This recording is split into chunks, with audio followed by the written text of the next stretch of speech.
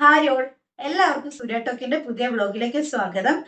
ഞാൻ ഇന്ന് നിങ്ങളുടെ അടുക്കൽ സംസാരിക്കാൻ പോകുന്നത് സാഗരം സാക്ഷി എന്ന് പറയുന്ന സിനിമയിൽ നിന്നും ഞാൻ പഠിച്ച സംരംഭക പാഠങ്ങളെ കുറിച്ചിട്ടാണ്. ഇതൊരു മിനി സീരീസ് ആണ്. ഞാൻ കണ്ട സിനിമകള്, വായിച്ച പുസ്തകങ്ങള്, അപ്പൊ അതിൽ നിന്നൊക്കെ നമുക്ക് എന്തൊക്കെ പഠിക്കാൻ പറ്റി, അല്ലെങ്കിൽ എന്തൊക്കെ നമുക്ക് ജീവിതത്തിലേക്ക് പകർത്താൻ പറ്റും എന്നുള്ളതിനെ കുറിച്ചിട്ടുള്ളൊരു മിനി സീരീസ് ആണിത്.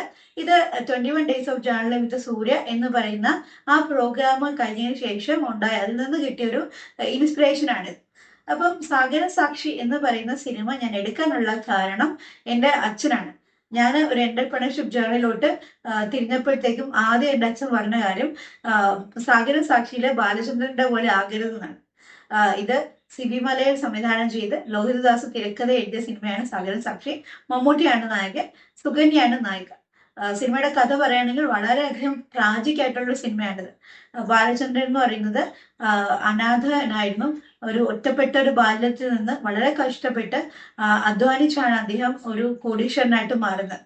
എന്നിട്ട് അദ്ദേഹത്തിന്റെ നിലയ്ക്കും വിലയ്ക്കും ചേർന്ന ഒരു പെൺകുട്ടീനെ കല്യാണം കഴിക്കുന്നു, സുകന്യയുടെ ക്യാരക്ടർ. സുകന്യയും വളരെ റിച്ച് ആയിട്ടുള്ള ഒരു ഫാമിലിയാണ്. സുഖകരമായിട്ട് ലൈഫ് പോകുന്നു, ഒരു കുഞ്ഞൊക്കെ ആകുന്നു. പക്ഷെ അൺഫോർച്ചുനേറ്റ്ലി ഈ ബാലചന്ദ്രന്റെ ലൈഫിൽ ഒരു ട്രാജഡി ഉണ്ടാവുന്നു. അതിനെ തുടർന്നിട്ട് അദ്ദേഹത്തിന്റെ ബിസിനസ് ആകെ മൊത്തം തകർന്നു പോകുന്നു. തകർന്നു പോയ ശേഷം ബാലചന്ദ്രൻ പൂർണ്ണമായിട്ടും മദ്യപാനത്തിന് അടിമയാകുന്നു. അടിമയായി അദ്ദേഹം അവസാനം കുഞ്ഞിനെയും ഭാര്യയും ഒക്കെ ഉപേക്ഷിച്ച് സന്യാസിയായിട്ട് പോകുന്നു. എന്നിട്ട് ക്ലൈമാക്സിൽ ഇവര് രണ്ടുപേരും വീണ്ടും കാണുന്നതാണ് സിനിമ. അപ്പം ഇതിൽ നിന്നും എനിക്ക് ഞാൻ പഠിച്ച ചില പാഠങ്ങൾ, അല്ലെങ്കിൽ ബാലചന്ദ്രന്റെ മിസ്റ്റേക്കുകളിൽ നിന്ന് ഞാൻ പഠിച്ച ചില പാഠങ്ങൾ പറയാം. ഒന്നെന്ന് പറയുന്നത്, ബിസിനസ് നമ്മൾ ചെയ്യുന്നത് വെൽത്ത് ക്രിയേറ്റ് ചെയ്യാൻ വേണ്ടിയിട്ട് മാത്രമല്ല, നമ്മൾ വെൽത്ത് മാനേജ് ചെയ്യാൻ കൂടി പഠിക്കണം. വെൽത്ത് മാനേജ്മെന്റ് എന്ന് പറയുന്നത് വളരെ അത്യാവശ്യമാണ്.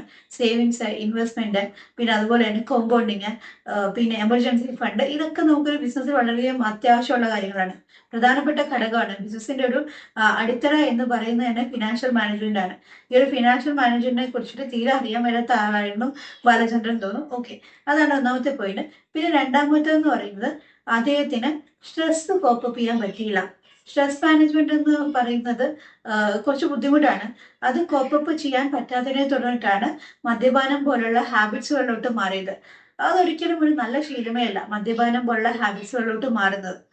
സ്ട്രെസ് മാനേജ് ചെയ്യാൻ വേണ്ടിയിട്ട് മൈൻഡ്ഫുൾനെസ്, അല്ലെങ്കിൽ മെഡിറ്റേഷൻ, ജേർണലിങ്, അങ്ങനെയുള്ള കാര്യങ്ങളൊക്കെ ആണ് പ്രാക്ടീസ് ചെയ്യേണ്ടത്. അല്ലാതെ ഇത്തരം ബാഡ് ഹാബിറ്റ്സിലോട്ട് പോയി കഴിഞ്ഞാൽ അത് നമ്മളെ നശിപ്പിച്ചിട്ടേ അത് അടങ്ങത്തുള്ളൂ. അപ്പൊ അങ്ങനെയുള്ള കാര്യങ്ങളിലോട്ട് പോകുന്നത് ശരിയല്ല.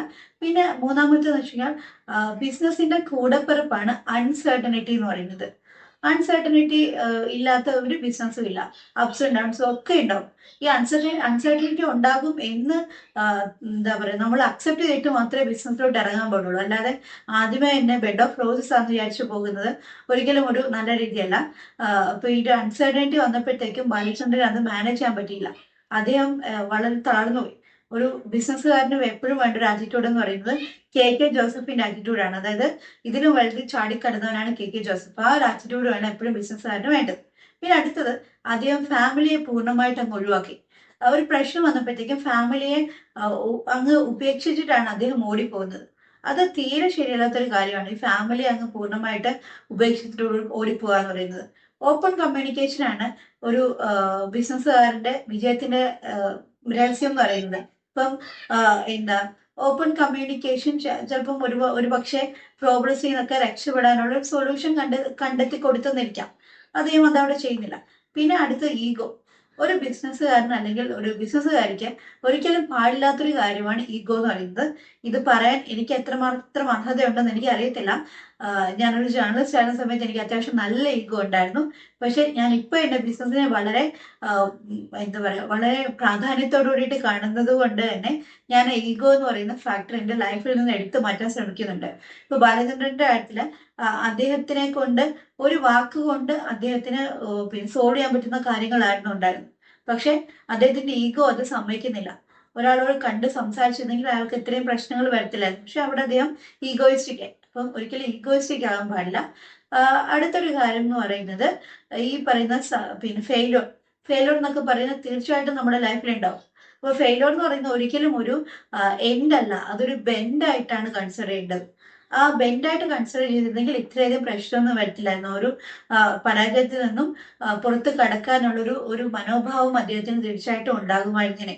എന്തായാലും ഇത് കഥയാണ്, കഥയിൽ ചോദ്യമില്ല. പക്ഷെ എന്നാലും നമ്മൾക്ക് ഇതിൽ നിന്ന് പഠിക്കാൻ ഇത്രയൊക്കെ സംരംഭക പാഠങ്ങളുണ്ട്. നമ്മൾ ഒരു സേയിങ് ഉണ്ട്, നിങ്ങൾ ജനിച്ചത് ദരിദ്രനായിട്ടായിരിക്കാം, അതിൽ കുഴപ്പമൊന്നുമില്ല, പക്ഷെ മരിക്കുന്നത് ദരിദ്രനായിട്ടാണെങ്കിൽ അത് നിങ്ങളുടെ കുഴപ്പമാണെന്ന്. അപ്പം ബാലചന്ദ്രൻ ദരിദ്രനായി എന്നുണ്ടെങ്കിൽ അത് അദ്ദേഹത്തിന്റെ കുഴപ്പങ്ങളൊക്കെ തന്നെയാണ്. ഇത് ഓരോ സംരംഭകനും അല്ലെങ്കിൽ സംരംഭകയ്ക്കും പകർത്താൻ പറ്റുന്ന ചില പാഠങ്ങളാണ് സാഗരം സാക്ഷി എന്ന് പറയുന്ന സിനിമ നമുക്ക് തരുന്നത്. അപ്പം അടുത്ത വീഡിയോയിൽ കാണുന്നവരെ ബൈ ബൈ.